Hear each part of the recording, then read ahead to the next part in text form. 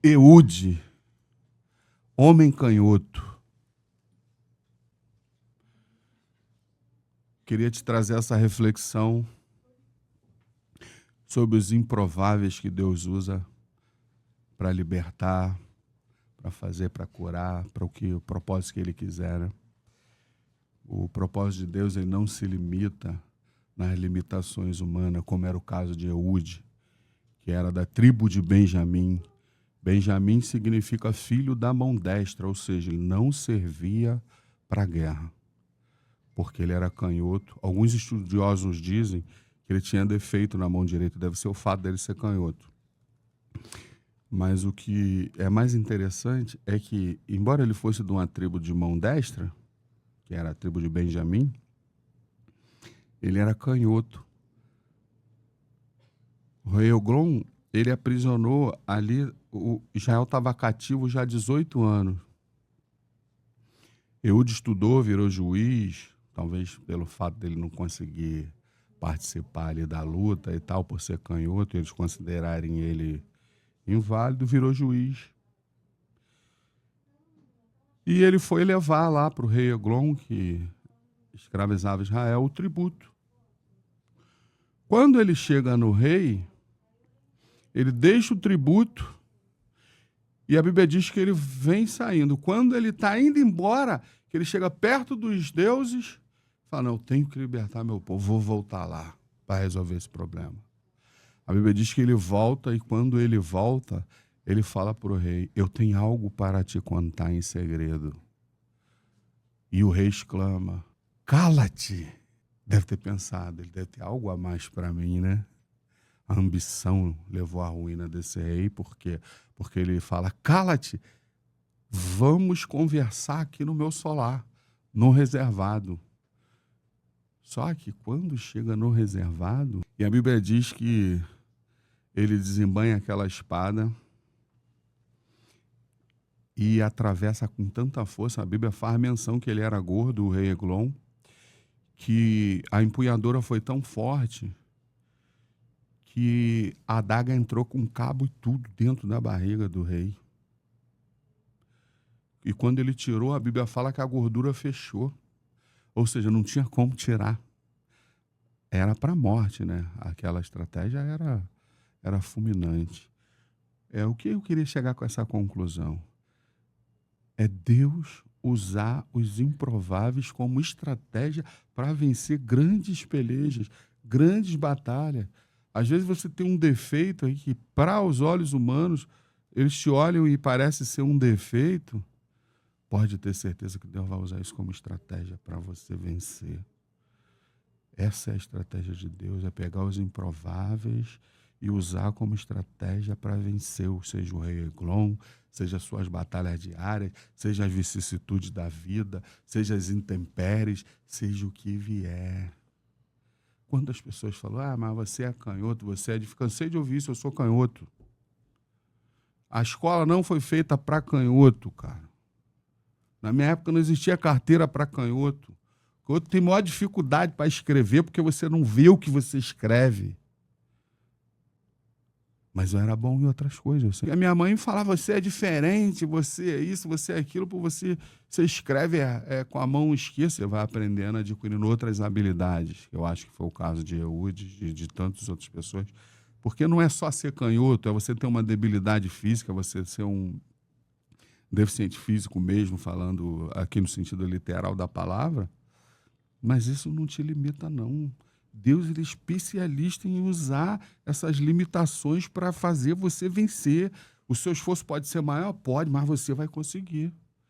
E é sobre isso, é em Deus usar o improvável para vencer aquilo que se julga imortal, para vencer aquele que já está te escravizando 18 anos.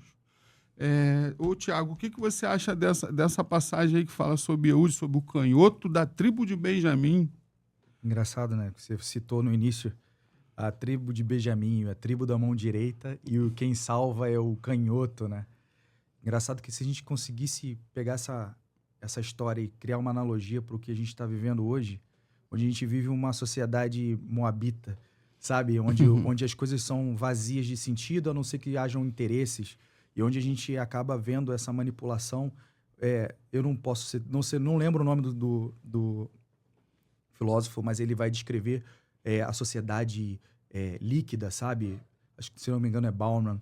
E ele vai citar esse lugar onde as pessoas e as relações são vazias de sentido e as pessoas acabam sendo excluídas por suas diferenças. E aí começa uma guerra meio que, sabe, contra o diferente. E as pessoas criam uma falsa adaptação. E aí ele começa a olhar para aquele que, sabe, é como se Deus olhasse para esse cara, o improvável de tudo. Porque ele era um canhoto. Isso era tido como uma coisa horrível naquela época. Porque literalmente não tinha como adaptar. Até há pouco tempo, né? A sociedade não é feita para os diferentes. Não é. Para nenhum diferente foi feito. Diferente. E aí você entende que Deus incluindo essa diferença na história de salvação de um povo inteiro. Sabe? O que ele faz, sabe, muda a história de um povo. Traz paz para um povo. Eu acho que é uma palavra de esperança gigantesca, porque às vezes a gente nos olha com uma certa dificuldade. Eu brinco assim, eu tenho uma lesão no joelho há uns bons 15 anos. E eu sempre me achei, bom, agora sou incapaz de fazer qualquer outra coisa, não posso jogar futebol, não posso mais andar de skate, não posso mais ser... E eu tenho que ficar enfornado nos livros. E isso foi se transformando numa habilidade para mim.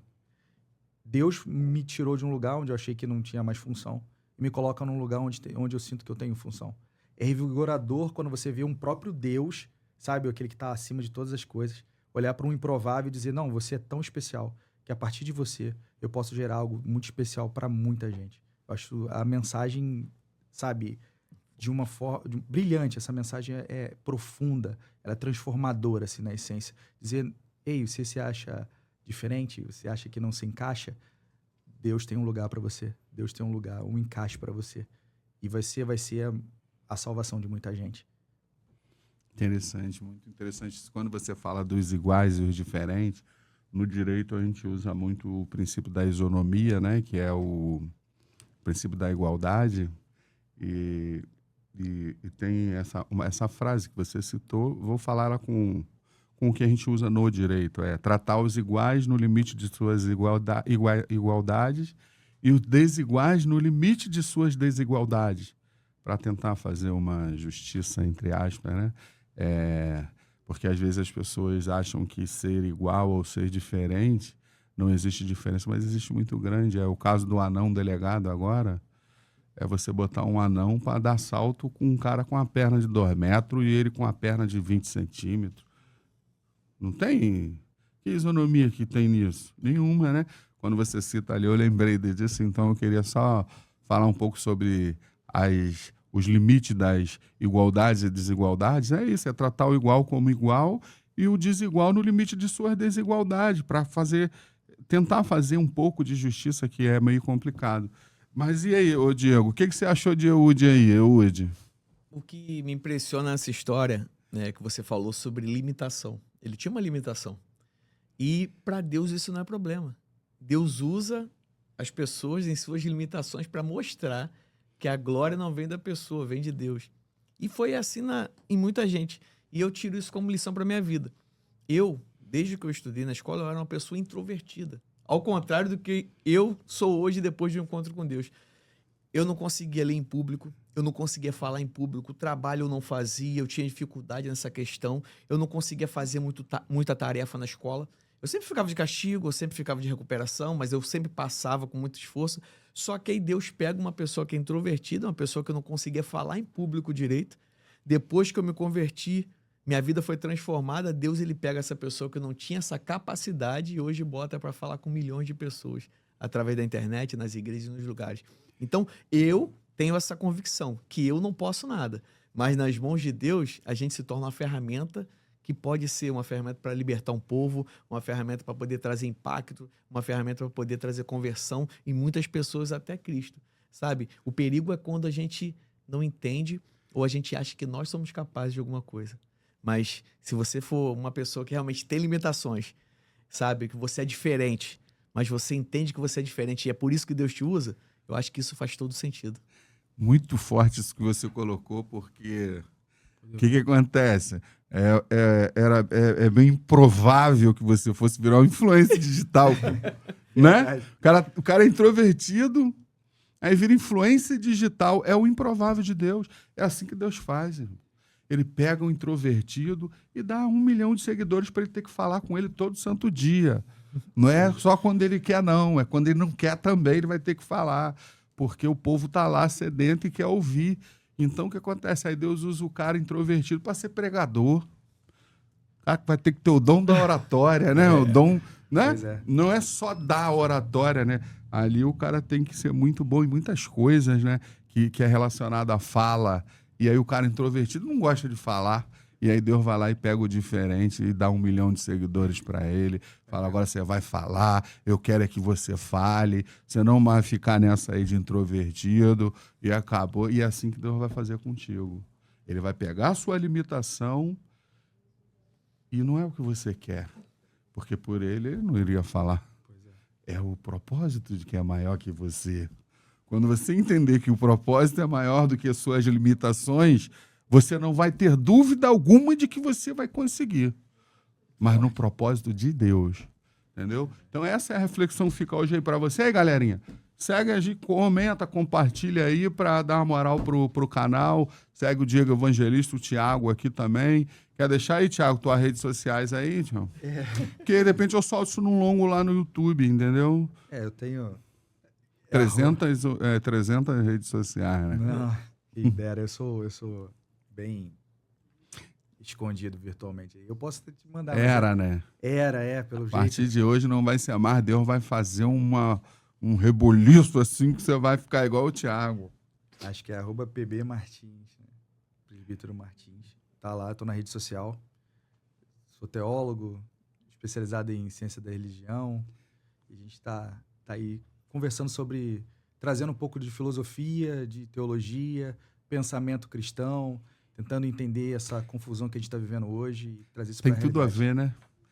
Porque o direito e religião tem tudo a ver. Sempre pairou junto, sempre andou junto. O poder, ele sempre foi teocrático, ele nunca vai mudar. Pode escrever o que eu estou te falando. Pelo menos no Ocidente, né? Sempre foi teocrático. É Deus e o poder e o direito caminhando junto e usa muito essas ferramentas que ele citou, né? É a ciência da religião, usa também muito a filosofia, né? do direito. Que tem tudo a ver. Se você for olhar para as leis, elas saíram todas da Bíblia. Todas. Se olha para o Vade-Mecum, cara, e você começa a observar as leis, é como se você estivesse lendo... Aí você começa a lembrar de passagens bíblicas, você pensa, esse cara tirou isso da Bíblia. Porque tem tudo a ver. Galera, até o próximo vídeo.